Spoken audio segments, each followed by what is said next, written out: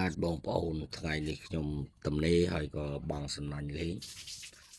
មិននឹកស្មានថាចូលសិតតែបង្កងបងប្អូនអើយមិនដឹងថាវារួចមកពីថ្ងៃណាមកទេបាទបង្កងចូលច្រើនមើលទៅបងប្អូនមកសំណាញ់នេះថាជា2គីឡូបាទសិតតែបង្កងហើយសំណាញ់ក្រោយទៀតហ្នឹងក៏ចូលបង្កងចឹងដូចគ្នាបងប្អូនប៉ុន្តែ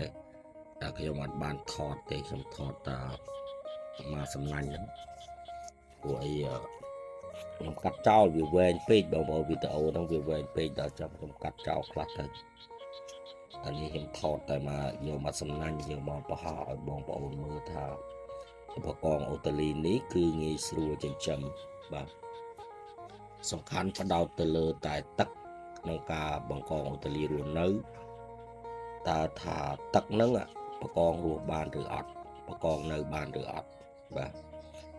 ហើយបន្ទាប់ពីនោះយើងចាប់ផ្ដើមចិញ្ចឹមចាប់ផ្ដើមអនុវត្តវាទៅ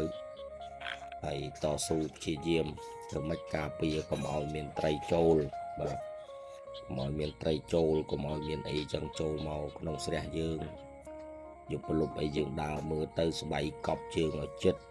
អញ្ចឹងគឺយើងបានហូបហើយបាទកងអូតាលីនេះបងប្អូនបើតាមខ្ញុំចាប់អារម្មណ៍សំខាន់បំផុតគឺទៅលើ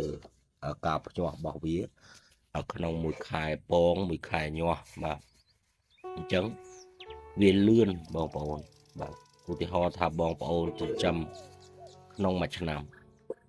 បងប្អូនដាក់ពូជ 5000 ក្បាលតើមួយឆ្នាំក្រោយមកវាកើនឡើងប៉ុន្មានក្បាលបាទពីមួយឆ្នាំទៅមួយឆ្នាំវា